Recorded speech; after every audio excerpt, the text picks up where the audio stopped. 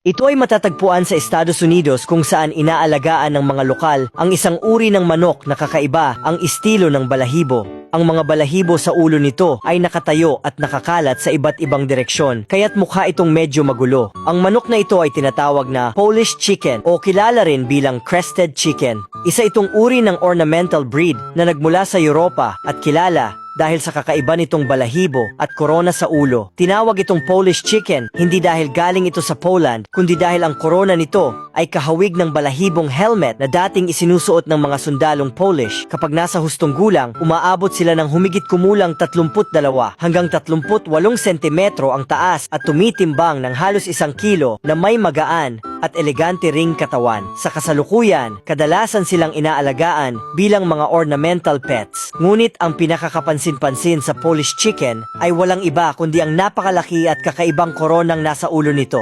Dahil sa natatanging anyong ito, kabilang ito sa mga espesyal na lahi ng manok sa buong mundo.